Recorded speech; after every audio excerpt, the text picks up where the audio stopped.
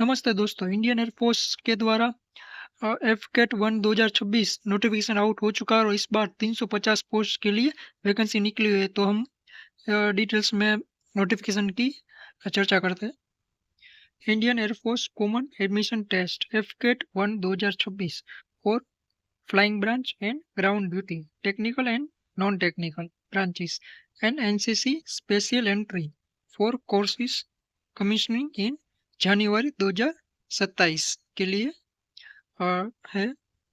और date of submission of online application 17 नवंबर 2025 से 14 दिसंबर 2025 तक आप आवेदन कर सकते हो। और यहाँ पे किस पे एफकेट वेबसाइट है fket.edcil.com.in पे आप आवेदन कर सकते हो। और इसका online AFCAT examination will be conduct on 31 जनवरी 2026 सैटरडे को आपका एग्ज़ाम है। नेक्स्ट है, अब किस ब्रांच के लिए कितनी वैकेंसी है वो देख लेते हैं। तो एफकेट एंट्री है फ्लाइंग ब्रांच के लिए, शॉर्ट कमीशन के लिए मेन के लिए है 34 पोस्ट है, वुमेन के लिए 4 पोस्ट है।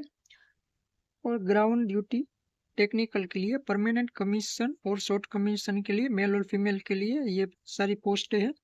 और फिर है ग्राउंड ड्यूटी नॉन टेक्निकल के लिए जो कि वेपन सिस्टम में है 21 पोस्ट है, एडमिनिस्ट्रेशन ब्रांच में 48 पोस्ट है, लॉजिस्टिक में 9 पोस्ट है, अकाउंट में 8 पोस्ट है, एजुकेशन में 2 पोस्ट है और मीटरोलॉजी में 1 पोस्ट है। और ऐसे ही वुमेन के लिए भी ऐसे ही पोस्ट है यहाँ पे दी गई है। NCC special entry for flying branch जहाँ पे है 10% seat out of CDSE vacancy for permanent commission के लिए है और 10% seat of the out AFCAT vacancy for short commission के लिए है। और अब एज है flying branch through AFCAT and NCC special entry 20 से लेकर 24 ईयर तक आप फॉर्म भर सकते हो। और आपका जन्म 2 जनवरी 2003 से 1 जनवरी 2007 के बीच में होना चाहिए।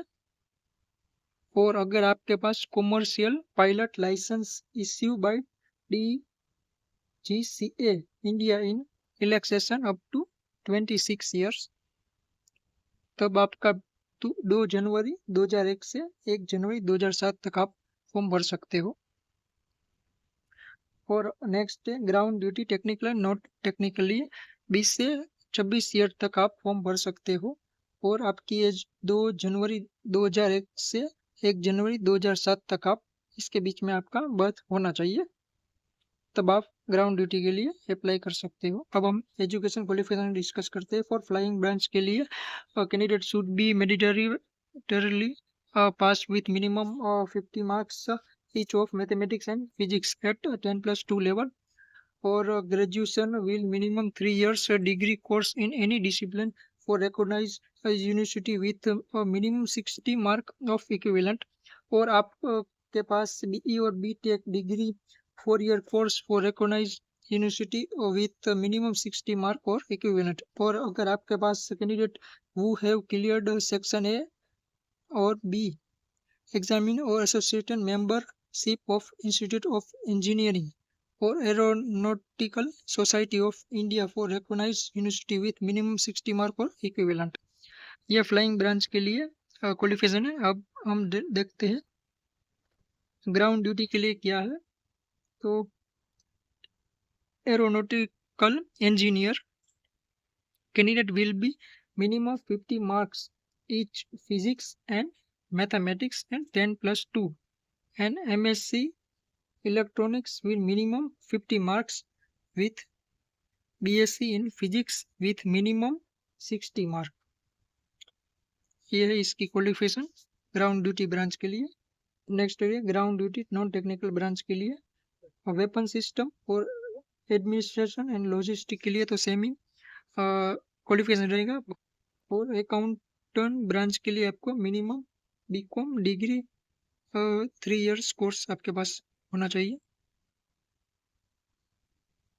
अब एडमिट कार्ड के लिए for FCAT candidate only 22 Jan 2026 onward.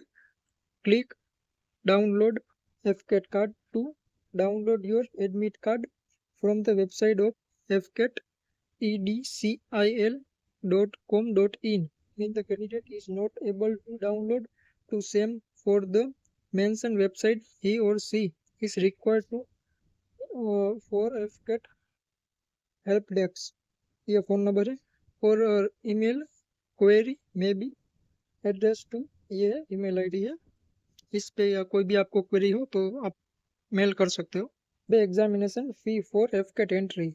After filling in the online application form, the examination fee of 550 plus GST, no refundable for FCAT entry. मतलब बताओ 550 रुपये पे करना पड़ेगा.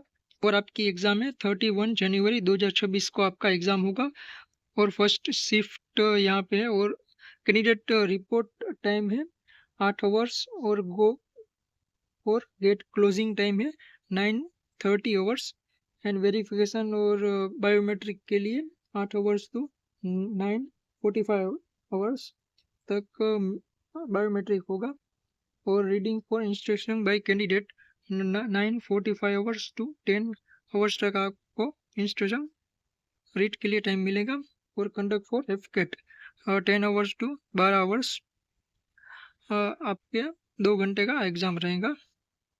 और इसमें FCAT में है सब्जेक्ट कौन कौन से है, general awareness, verbal ability in English, numerical ability and reasoning and military aptitude test. 2 घंटे का समय मिले. मैक्सिमम मार्क रहेगा एक क्वेश्चन के लिए 3 और 300 मार्क्स मैक्सिमम रहेगा. अब सिलेबस है तो सिलेबस के लिए इंग्लिश के लिए ये सिलेबस है, जनरल अवेयरनेस के लिए, न्यूमेरिकल के लिए ये सिलेबस आपको ये सारे चैप्टर करने पड़ेंगे और रीजनिंग के लिए verbal and non verbal reasoning आपके लिए होगा.